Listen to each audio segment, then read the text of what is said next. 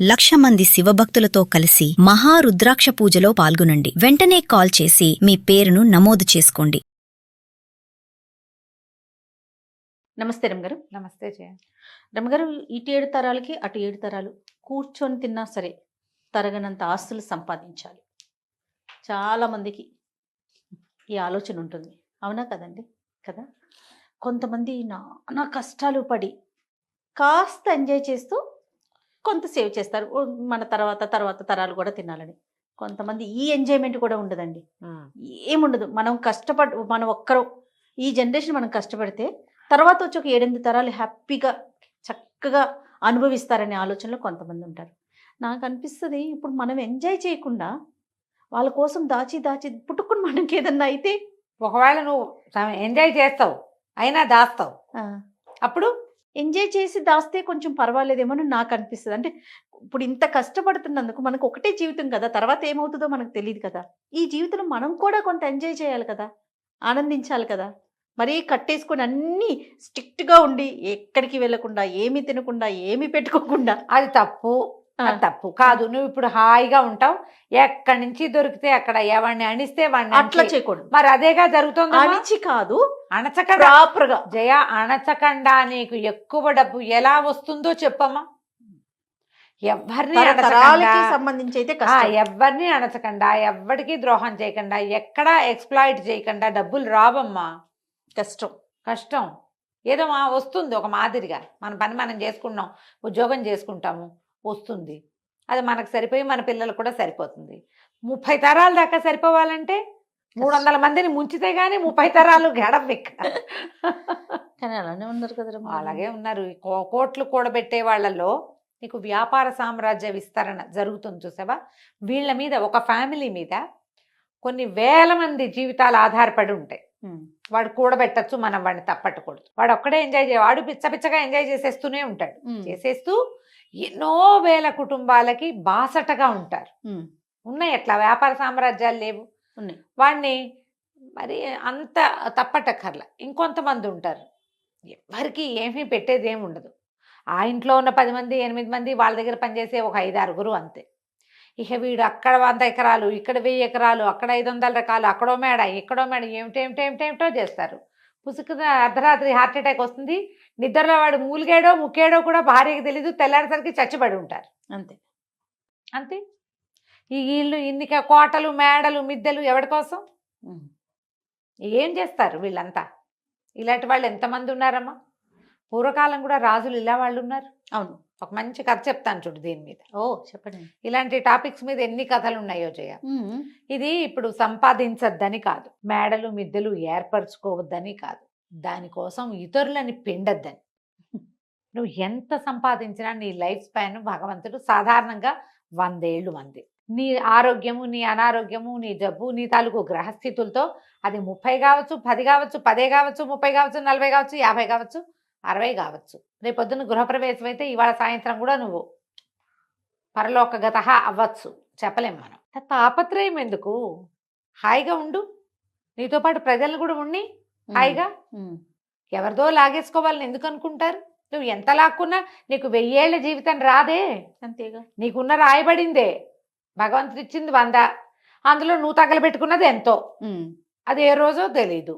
Bus ఎక్కి దిగని వాళ్ళు కనపడుతున్నారు, రైలు ఎక్కి దిగరు, విమానం ఎక్కి దిగలేరు, ఇంట్లో పడుకుని నిద్ర లేవలేరు, బాత్రూంలో నుంచి బయటికి రాలేరు. ఇది ప్రస్తుత కాలం. ఇప్పుడు జిమ్కి వెళ్ళి కూడా తిరిగి రాలేని వాళ్ళని ఎంతమందిని చూసామో మనం కదా. ఎందుకు వచ్చింది? ఇందులో ఏదైనా సహాయం చెయ్యి, కనీసం జీవన సాఫల్యాన్ని పొందు.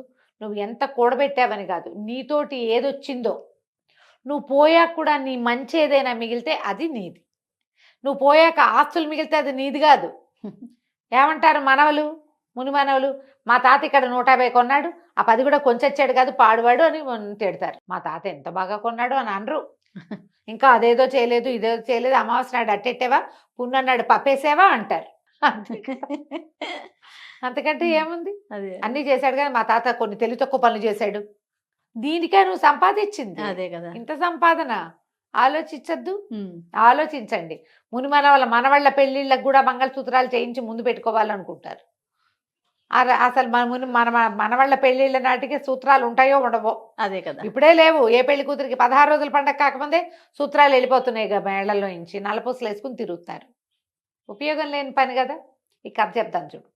పారసీక దేశం అంట, పర్షియాలో ఒక అబూ ఫజల్ అని ఒక రాజుగారు ఉండేవారు. ఆయనకి తన మేడంటే ఎంత ఇష్టమో చెప్పరా అని ఇష్టం. అలా ఇంటి మీద ప్రీతి చాలా మందికి ఉంటుంది, ఇప్పుడు మనకు కూడా ఉంటుంది. అయితే ఈ ప్రీతితోటి గోడలకి మణులు మాణిక్యాలు అద్దిచ్చేవాడు, బంగారపు మలామా చేయించేవాడు. ఇంకా అవేవో మొక్కలు, ఇవేవో మోళ్ళు, అదేమిటో పువ్వులు, ఇవేమిటో కాయలు. ఎక్కడికి వెళ్ళినా సరే ముత్యాలు కనపడితే ముత్యాలు తెచ్చి ఇంటికి అంటించేవాడు, రత్నాలు కనపడితే రత్నాలు తెచ్చి మేడ కంటించేవాడు. అట్లా పెద్ద మేడ కట్టాడు, బ్రహ్మాండమైన సౌధం. చుట్టూతా ఆయన వేసిన మొక్కలు, ఆయన చేసిన బ్యూటిఫికేషన్కి అంతే లేదు, అంతు లేదు. ఇట్లా దీనికోసం ఆయన మరి బయట నుంచి తెచ్చిన అంటించేవాడు. ఎప్పుడైనా ఏదైనా సంవత్సరం బొక్కసంలో డబ్బులు లేవంటే ఏదైనా ఒక చిన్న పన్ను యాడ్ చేసి ప్రజల దగ్గర రాబట్టి అదంతా దీనికి మలామా చేయించేవాడు, ఈ ఇంటికి, ఈ మేడకి. అట్లా ఎంతకాలమో జీవించి పోయాడు ఆయన. 80 ఏళ్ళుండి పోయాడు. అబూ ఫజల్ గారి కొడుకు అబూ షేక్ ఆయన రాజయ్యాడు.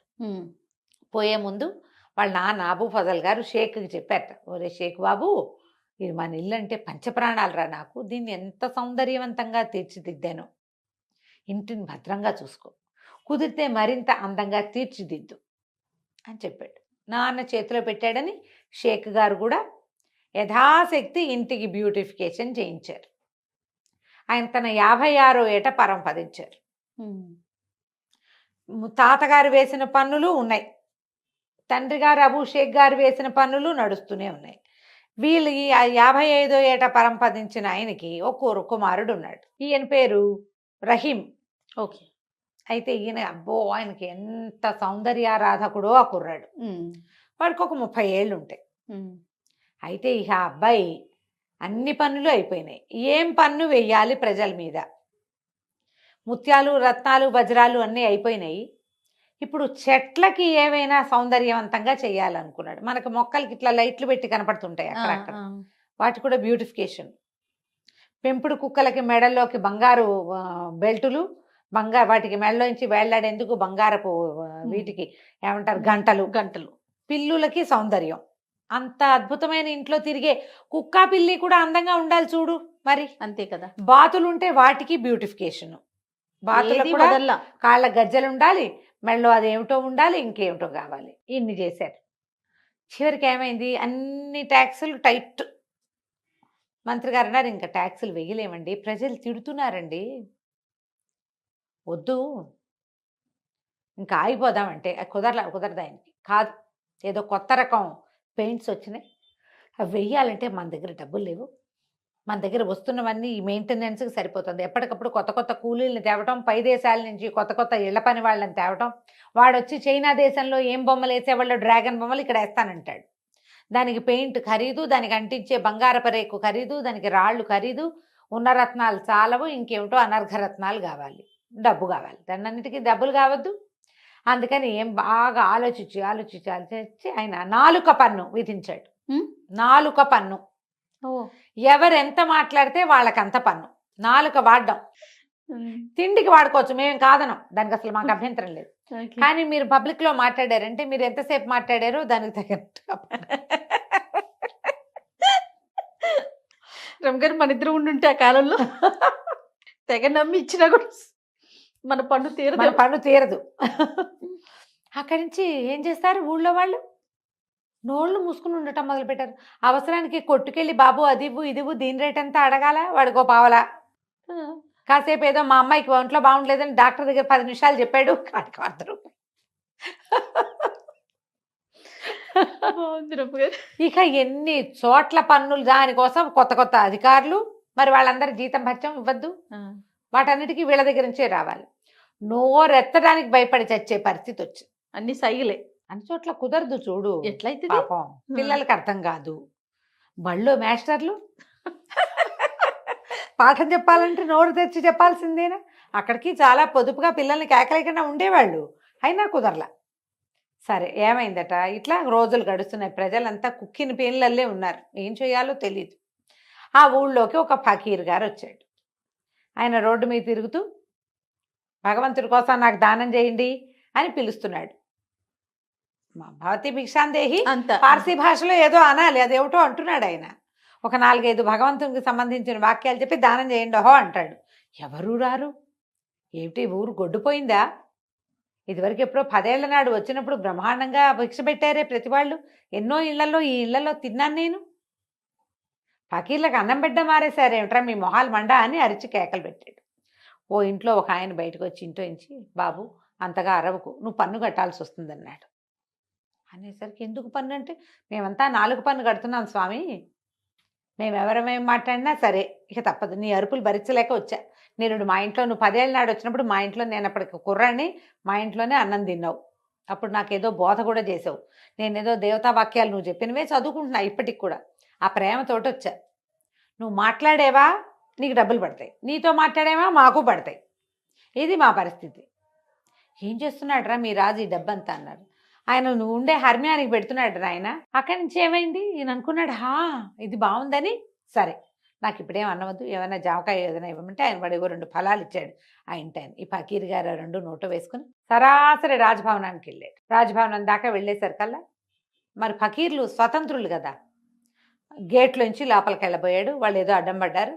ఇంకా అసలు కళ్ళూరు బయట ఏంటి ఫకీర్లకు ప్రవేశం లేదా ఇందులో అనగానే తప్పుకున్నారు. ఈయన లోపలికి వెళ్ళాడు. అదే తన ఇల్లే అన్నంత స్వతంత్రంగా లోపలంతా నడిచి తిరిగాడు. ఎక్కడో వంటశాల వాసనలు వస్తున్నాయి, అక్కడికి వెళ్ళాడు. వెళ్ళి అక్కడ పేటేసుకుని కూర్చుని పెట్టు అంటే శుభ్రంగా అన్నం పెట్టారు. ఆయనమంతా అంత జోరుగా వచ్చి అడిగితే రాజుగారికి ప్రీతిపాత్రుడు అయి ఉంటాడు అనుకున్నారు వాళ్ళు. లోపల నుంచి మొదట గేటు దగ్గర ఆపారు, కానీ తర్వాత వాళ్ళు ఎవ్వరూ ఆయన ఆపల. జోరుగా వచ్చేసాడు లోపలికి. మనం తక్కుతూ తారుతూ వెళ్తే అవతల వాళ్ళు అనుమాన పడతారు. మా ఇల్లే అన్నట్టుగా వెళ్ళిపోతే ఎవరేమంటారు. చక్కగా వంటశాలలో పక్కన పేటేసి కూర్చుని శుభ్రంగా ఆ రోజు రాజుగారి కోసం వండిన వంట అది భోజనం చేసాడు. విస్తట్లో వడ్డిచ్చేసుకుని, వాళ్ళ భాషలో ఏదో అంటారు, తెలుగులో కాబట్టి నేను విస్తరని చెప్తున్నా.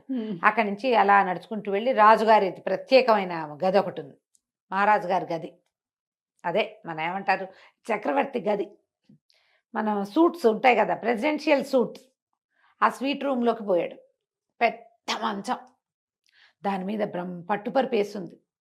అది వెండి జరీతోటి నేసిన ఒక పెద్ద దుప్పటి పరిచింది. షాండ్లైర్స్ ఉన్నాయి, వింజామార్లు విసురుతున్నారు ఎవరో. పోయి మంచం మీద పడుకున్నాడు.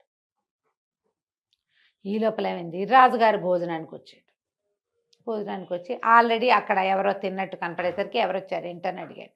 ఎవరో ఒక ఆయన ఫకీర్ వచ్చాడంటే ఆయన వడ్డించమన్నాడు, వడ్డించేసామంటే ఎవర్రా అంటే ఎవరు తీసుకొచ్చారంటే ఆయనే వచ్చాడు. ద్వారపాలకులను అడిగితే ఆయన అంతటా ఆయనే లోపలికి వచ్చేసాడు. లోపలికి వచ్చాడు, భోజనం చేశాడు. ఆయన ఎక్కడున్నాడంటే మీ సూట్లో పడుకున్నాడు. ఈయన చకచక అక్కడికి వెళ్ళాడు. వెళ్తే మంచం మీద హాయిగా కాళ్ళు బాగా చాపుకుని చేతులు ఇట్లా పైకి పెట్టుకుని, చంటి బిడ్డలు పడుకుంటారు కదా అట్లా 2 చేతులు పైకి కాళ్ళు ముందుకు పెట్టి పడుకుంటారు. అట్లా నిద్రపోతున్న ఫకీర్ని చూశాడు. దగ్గరికి వెళ్ళాడు. ఏమనాలో తెలియలే, ఏదో అందామనిపిస్తోంది, కానీ ధైర్యం చాలటల్లా. ఫకీర్లని వాళ్ళని అంతంత ఏం పెద్ద మాట్లాడలేరు కదా. ఆయన కళ్ళు తెరిచి చూశాడు. ఏరా అన్నాడు. ఈయన అన్నాడు, రాజుగారు బాబు నిద్ర బాగా పట్టిందా? పట్టింది. బాగా భోజనం బాగా కుదిరిందా? కుదిరింది. బాగా చక్కగా మా మందిరం అంతా చూశారా? చూశారు. ఎందుకు బాబు ఇక్కడికి వచ్చారు? మీలాంటి ఫకీర్లకి బ్రహ్మాండమైన సత్రాలు కట్టించామే మేము ఊళ్ళోను. హాయిగా అక్కడ మీరు సుఖంగా ఉండొచ్చు, మీ బోటి వాళ్ళు చాలామంది ఉంటారు. ఇక్కడికి ఎందుకు వచ్చారండి? ఈ ఇల్లు ఎవరు కట్టారా అన్నాడు ఆయన. మా తాత అండి.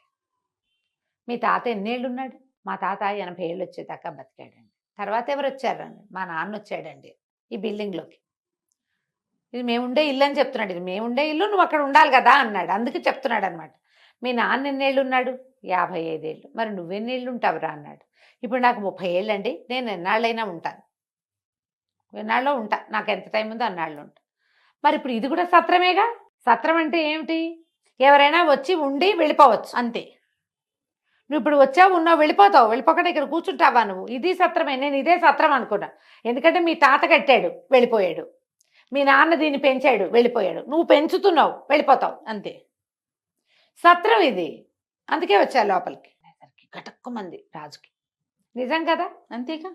ఇప్పుడు చించుకుని నేను వాళ్ళవి వీళ్ళవి నాలుక పనులేసి వాళ్ళ నాలుకలు కత్తిరించి ఈ గోడకి మలామా చేసిన నా టైం ఎన్నాళ్ళో నేను అంతే కదా ఉంటాను. వెళ్ళిపోతావు కదా. ఈ లోపల నేను రోజుకు ఒకసారైనా తింటాను, లేదా 2 సార్లైనా తింటాను, అంతేగా.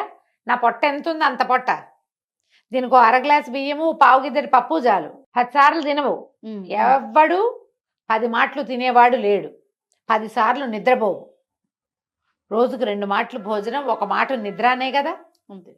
రోజుకు ప్రతివాడికి ఉండేది 24 గంటలేగా. ఎందుకురా ఇంత తాపత్రయం? జనాల దగ్గర నుంచి అంతంత సొమ్ము వసూలు చేసి ఈ రకంగా ఈ ఇంటిని పెంచుతున్నావు. నువ్వు ఉండేది ఎన్నాళ్ళు? ఇది సత్రం. నీ తర్వాత ఇంకోటి వస్తాడు ఇక్కడికి. వాడెన్నాళ్ళు ఉంటాడో వాడికి కూడా. పోనీ నీకు తెలుసా? ఇప్పుడు నేను భగీర్ని, నేను సత్రంలోకి వెళ్ళా, సాయంత్రం వెళ్ళిపోతా, నాకు తెలుసు. నువ్వు చెప్పు, నువ్వు ఎప్పుడు వెళ్ళిపోతావా ఇక్కడి నుంచి?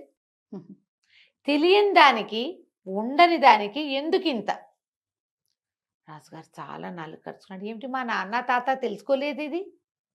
నాకు జ్ఞానోదయం అయిందని 4 పన్ను మానేశాడు. ఆ తర్వాత ఈ ఇల్లు బ్యూటిఫికేషన్ కోసం జనాల దగ్గర నుంచి వసూలు చేసే పన్నులన్నీ మాన్పించేశాడు. ఇంకేం చేయలే. ఇల్లు ఉన్నట్టుగా ఉంచుకున్నారు. పన్నులు తగ్గిపోయేసరికి ప్రజలు స్వచ్ఛందంగా రాజుగారి ఇంట్లో పనిచేయడానికి, రాజుగారి గోడలు తోడవడానికి వచ్చేవాళ్ళు. వాళ్ళని ఇంత బిగిచ్చేయకుండా ఉంటే ఫ్రీగా పనిచేస్తారు. వాళ్ళు నీతో మమేకంగా ఉంటారు. ఆ తర్వాత ఆ రాజ్యం పర్షియా దేశం చాలా సుభిక్షంగా ఉండేదట. రాజుగారు ఎందుకంటే ఈ డబ్బులన్నీ తన మేడకు పెట్టుకోకుండా ప్రజల మీద ప్రజల దగ్గర చిన్న పన్ను వసూలు చేయటం, వాళ్ళ అవసరానికి వాళ్ళకి వాడడం.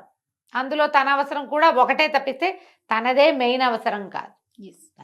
ఈ సంపాదించుకునే వాళ్ళంతా అందరి దగ్గర నుంచి లాక్కునేవాళ్ళు, తన పరా భేదం లేకుండా ప్రతి వాళ్ళ నోళ్ళు కొట్టేవాళ్ళు.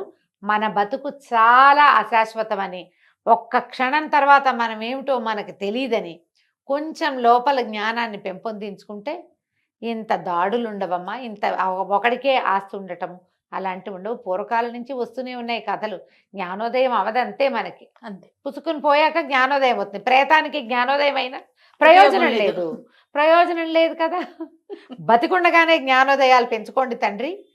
కాస్త మిగిలిన వాళ్ళని కూడా బతకనియండి. తప్పకుండా. కథ కంచికి మనం ఇంటికి. 4 పన్ను మాత్రం చాలా బాగుంది రమ్మగారు. నమస్తే అండి. నమస్తే.